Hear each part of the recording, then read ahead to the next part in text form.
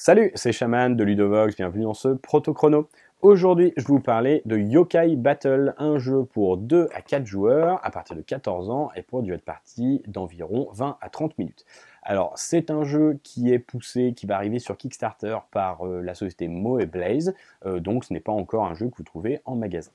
Donc dans Yokai Battle, nous sommes dans un jeu d'affrontement avec des cartes dans lequel l'objectif va être de contrôler des terrains sur le plateau.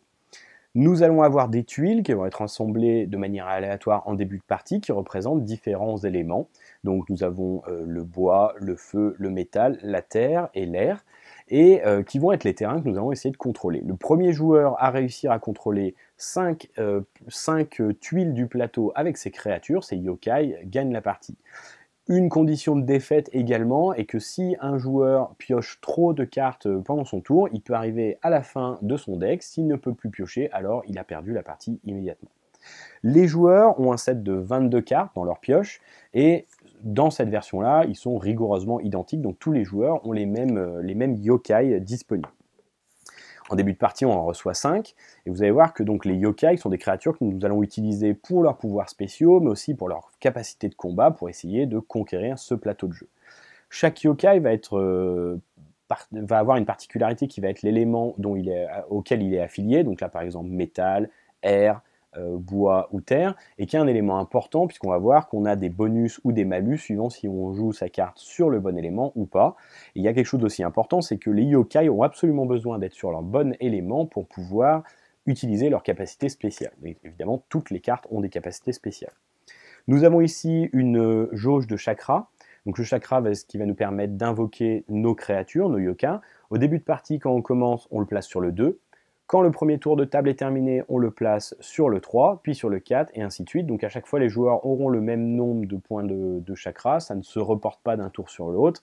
Et donc, voilà, premier tour 2 points, puis 3, puis 4, etc. Donc on va pouvoir invoquer de plus en plus des créatures plus puissantes. À son tour de jeu, on a toujours la même séquence. On invoque et on active des créatures. Une fois qu'on a terminé de faire ça, on va piocher jusqu'à avoir 5 cartes en main. Si on a déjà 5 cartes en main, on va au moins piocher une carte, c'est une obligation.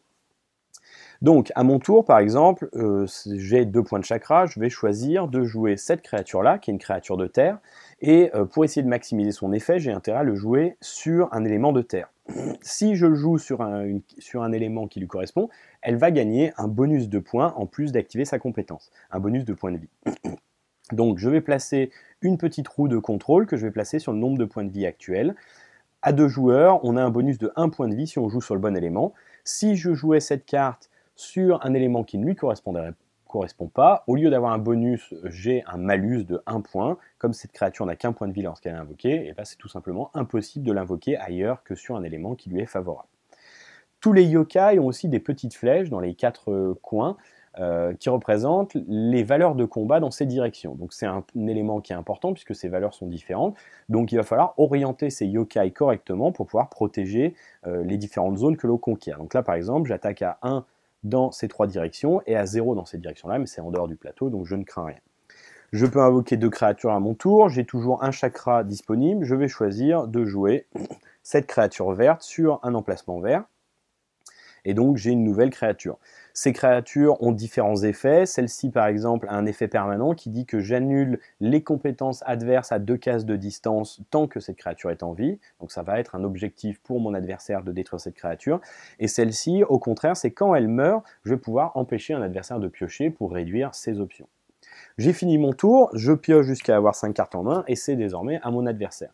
Mon adversaire peut essayer de détruire en priorité cette carte-là, donc il va pouvoir essayer de jouer une carte de combat. Celle-ci, par exemple, qui est neutre, donc il peut être joué n'importe où. Il va lui mettre une petite roue qui correspond à ses points de dégâts. Il fait l'effet immédiat qui est de piocher une carte. Et ensuite, il effectue l'attaque. Donc on voit qu'elle inflige 2 dégâts à cette créature. Celle-ci lui en inflige 1. Les 2 créatures meurent.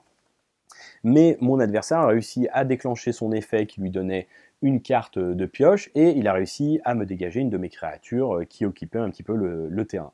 Donc il pourrait continuer à jouer. On va jouer de cette manière-là. Donc à notre tour, soit on invoque une créature qui peut attaquer immédiatement, soit on peut repayer le coût en chakra d'une créature déjà posée pour la faire attaquer une créature adjacente. On va jouer en combinant les différents effets qui sont en très grand nombre. Tout ça, c'est les cartes recto-verso d'aide de jeu qui nous rappellent les différents pouvoirs et les combiner pour essayer de maximiser et de prendre le contrôle de 5 éléments. Si un joueur réussit à poser une 5e créature qui prend le contrôle sans mourir après l'attaque riposte de ce terrain, alors il gagne la partie. Vous savez tout sur Yokai Battle, maintenant à vous de jouer.